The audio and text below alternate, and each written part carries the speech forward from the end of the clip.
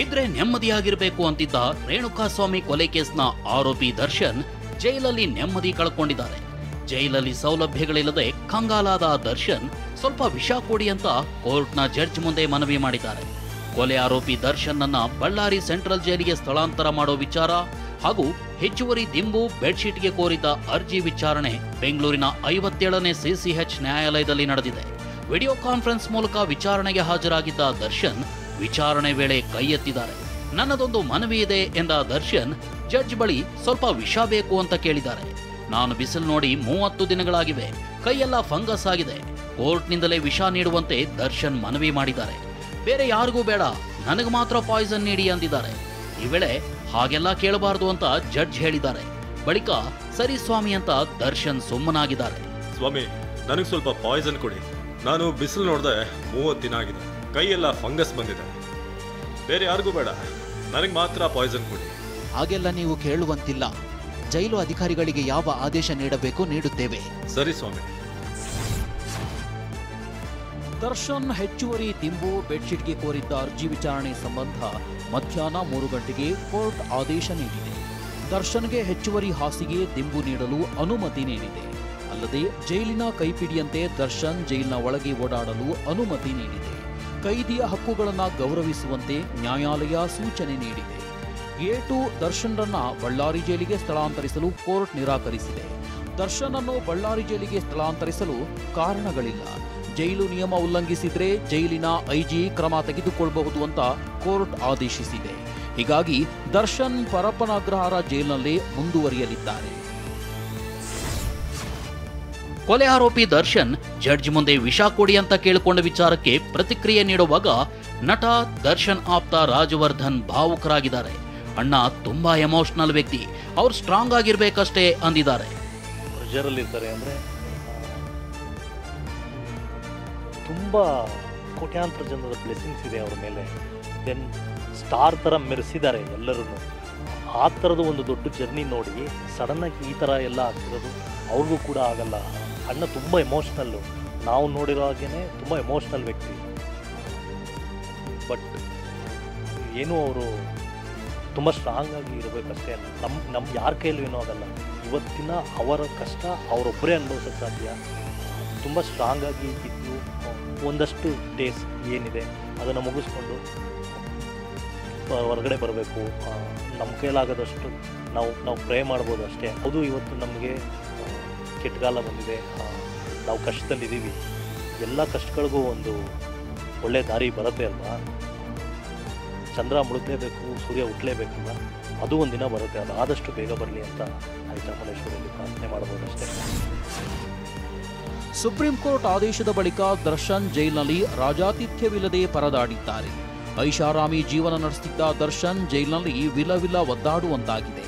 ಜೈಲೂಟ ತಿನ್ನಲಾಗದೆ ನಿದ್ದೆ ಇಲ್ಲದೆ ದರ್ಶನ್ ತೂಕವು ಇಳಿಕೆಯಾಗಿದೆ. ನಾನ್ ವೆಜ್ ಪ್ರಿಯ ದರ್ಶನ್ಗೆ ನಾನ್ ವೆಜ್ ಊಟ ಸಿಗುತ್ತಿಲ್ಲ.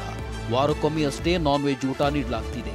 ದಿನಕ್ಕೆ 4 ರಿಂದ 5 ಗಂಟೆಗಳಷ್ಟೇ ನಿದ್ದೆ ಮಾಡುತ್ತಿರುವ ದಾಸ ಜೈಲಿನಲ್ಲಿ ಇರಲಾಗದೆ ಮಾನಸಿಕವಾಗಿ ಕುಗ್ಗಿ ಹೋಗಿದ್ದಾರೆ ಎನ್ನಲಾಗಿದೆ. ಇದೇ ಕಾರಣಕ್ಕೆ ದರ್ಶನ್ ನನಗೆ ಬದುಕಲು ಸಾಧ್ಯವಾಗ್ತಿಲ್ಲ, ವಿಷ ಕೊಡಿ ಅಂತ ಕೇಳಿದ್ದಾರೆ ಅಂತ TV9ಗೆ ಪರಪ್ಪನ ಅಗ್ರಹಾರ ಜೈಲು ಅಧಿಕಾರಿಗಳಿಂದ ಮಾಹಿತಿ ಸಿಕ್ಕಿದೆ.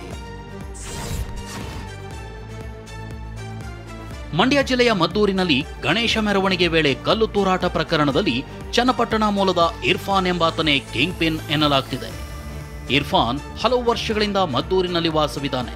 ಇರ್ಫಾನ್ ಸ್ನೇಹಿತ ಜಾಫರ್ ಗಣೇಶ ಮೂರ್ತಿ ಮೆರವಣಿಗೆ ಸಹಿಸಲಾಗದೆ ಏನು ಮಾಡಲಾಗ್ತಿಲ್ವಲ್ಲ ಅಂತ ಇರ್ಫಾನ್ ನನ್ನ ಪ್ರಚೋದಿಸಿದ್ದಾನೆ. ಜಾಫರ್ ಮಾತು ಕೇಳಿ ಇರ್ಫಾನ್ ಜೊತೆ 5-6 ಮುಸ್ಲಿಂ ಯುವಕರ ಗುಂಪು ಗಣೇಶ ಮೆರವಣಿಗೆ ವೇಳೆ ಕಲ್ಲು ತೂರಿದ್ದಾರೆ. ಮೆರವಣಿಗೆ ಮಸೀದಿ ದಾಟಿ 50 ಮೀಟರ್ ಮುಂದೆ ಹೋದ ಮೇಲೆ ಕಲ್ಲು ತೂರಾಟ ನಡೆಸಿದ್ದಾರೆ ಎನ್ನಲಾಗಿದೆ. ಮಸೀದಿ ಪಕ್ಕ ಹಾಗೂ ಹಿಂಭಾಗದಿಂದ ಡಿಜೆ ಸದ್ದಿಗೆ ಹಿಂದೂ ಯುವಕರು ಡ್ಯಾನ್ಸ್ ಮಾಡ್ತಿದ್ದ ಕಡೆಗೆ ಕಲ್ಲುಗಳನ್ನ ತೂರಲಾಗಿದೆ.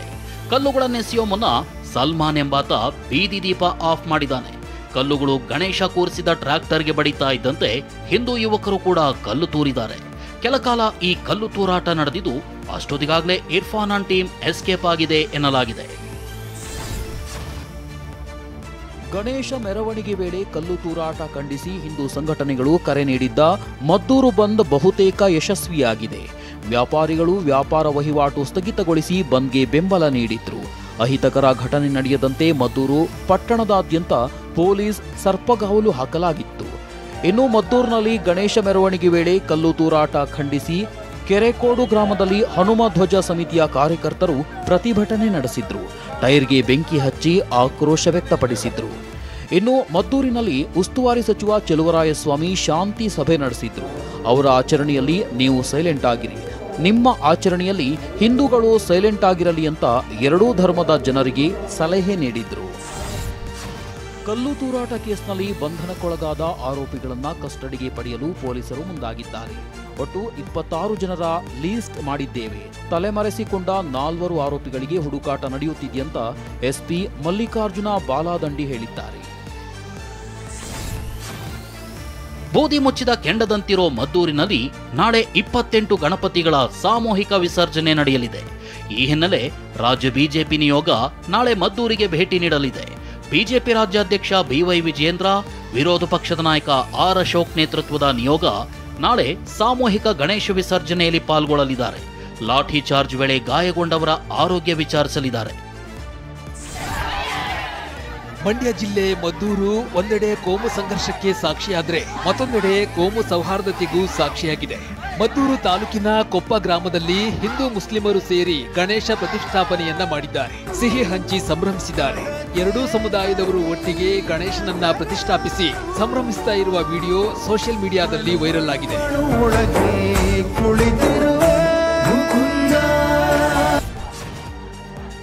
ಶಿವಮೊಗ್ಗದ ಭದ್ರಾವತಿ ನಗರದಲ್ಲಿ ಸೋಮವಾರ ನಡೆದ ಈದ್ ಮಿಲಾದ್ ಮೆರವಣಿಗೆ ವೇಳೆ ಪಾಕ್ ಪರ ಘೋಷಣೆ ಕೂಗಲಾಗಿದೆ.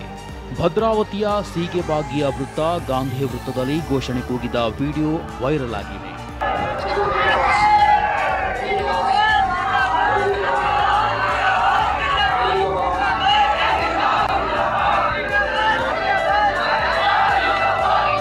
ಪಾಕ್ ಪರ ಘೋಷಣೆ ಕೂಗಿದವರ ವಿರುದ್ಧ ಕ್ರಮಕ್ಕೆ ಒತ್ತಾಯಿಸಿ ಬಿಜೆಪಿ ಹಾಗೂ ಹಿಂದೂ ಸಂಘಟನೆಗಳು ಪ್ರತಿಭಟನೆ ನಡೆಸಿದ್ವು.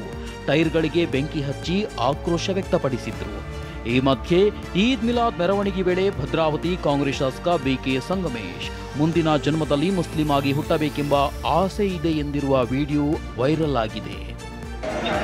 ಇವತ್ತು 4 ಬಾರಿ ಶಾಸಕರಾಗಿ ನಿಮ್ಮ ಮಾತಾಡ್ತಾ ಇದ್ದೇವೆ. ಅದಕ್ಕೆ ಮೂಲ ಕಾರಣ ನನ್ನ ಪ್ರೀತಿಯ ಮುಸ್ಲಿಂ ಬಾಂಧವರಿಗೆ ಈ ಟೂರಿಸಂದಲ್ಲಿ ಹುಟ್ಟಿದ್ರೆ ನಾನು ಸಾಬರಾಗಿ ಹುಟ್ಟಬೇಕು ಅಂತ,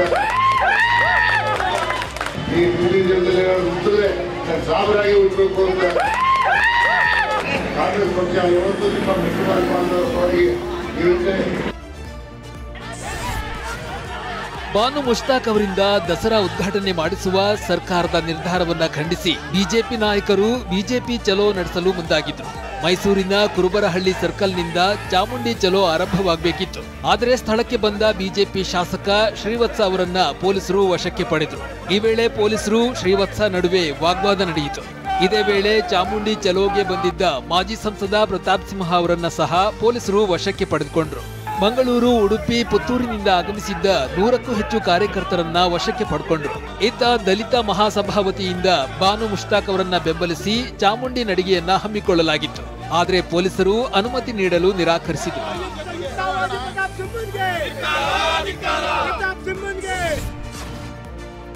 ಶ್ರೀ ಕ್ಷೇತ್ರ ಧರ್ಮಸ್ಥಳ ವಿರುದ್ಧ ಅಪಪ್ರಚಾರ, ಷಡ್ಯಂತ್ರ ಆರೋಪ ಸಂಬಂಧ ಎಸ್ಐಟಿ ಅಧಿಕಾರಿಗಳು ಕೇರಳದ ಯೂಟ್ಯೂಬರ್ ಮನಾಫ್ ನನ್ನ ತೀವ್ರ ವಿಚಾರಣೆ ನಡೆಸಿದ್ದಾರೆ. ವಿಚಾರಣೆಗೂ ಮುನ್ನ ಮಾತನಾಡಿದ ಮನಾಫ್, ನನಗೆ ಯಾವುದೇ ಹೆದರಿಕೆ ಇಲ್ಲ ಅಂದಿದ್ದಾನೆ. ಎನ್ಡಿಎ ಅಭ್ಯರ್ಥಿ ಸಿಪಿ ರಾಧಾಕೃಷ್ಣನ್ ಭಾರತದ ನೂತನ ಉಪರಾಷ್ಟ್ರಪತಿಯಾಗಿ ಆಯ್ಕೆಯಾಗಿದ್ದಾರೆ. ಉಪರಾಷ್ಟ್ರಪತಿ ಚುನಾವಣೆಗೆ ನಡೆದ ಚುನಾವಣೆಯಲ್ಲಿ ಇಂಡಿಯಾ ಕೂಟದ ಅಭ್ಯರ್ಥಿ ಸುದರ್ಶನ್ ರೆಡ್ಡಿ 300 ಮತ ಪಡೆದರೆ ಎನ್ಡಿಎ ಅಭ್ಯರ್ಥಿ ರಾಧಾಕೃಷ್ಣನ್ 452 ಮತ ಪಡೆದು ಜಯಶೀಲರಾಗಿದ್ದಾರೆ. ಕಾಂಗ್ರೆಸ್ ಶಾಸಕ ವೀರೇಂದ್ರ ಪಪ್ಪಿ ನಿವಾಸದ ಮೇಲೆ ದಾಳಿ ನಡೆಸಿದ್ದ ಇಡಿ ಪತ್ರಿಕಾ ಪ್ರಕಟಣೆ ಬಿಡುಗಡೆ ಮಾಡಿದೆ. 24 ಕ್ಯಾರೆಟ್ನ 21.43 ಕೆಜಿ ಚಿನ್ನದ ಬಿಸ್ಕೆಟ್, 10 ಕೆಜಿಯಷ್ಟು ಚಿನ್ನದ ಲೇಪನವಿರುವ ಬೆಳ್ಳಿ ಬಾರ್, 1 ಕೆಜಿ ಚಿನ್ನಾಭರಣ ಸೇರಿ ಒಟ್ಟು 24 ಕೋಟಿ ಮೌಲ್ಯದ ಚಿನ್ನಾಭರಣ ಮತ್ತು ಬೆಳ್ಳಿ ವಸ್ತುಗಳನ್ನು ಇಡಿ ಸೀಸ್ ಮಾಡಿದೆ. Luxury car, Benz car, range rover car ಪತ್ತೆಯಾಗಿವೆ.